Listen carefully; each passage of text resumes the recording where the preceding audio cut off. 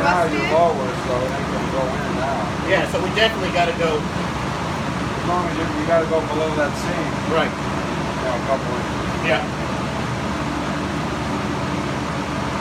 Okay, so what's the deal?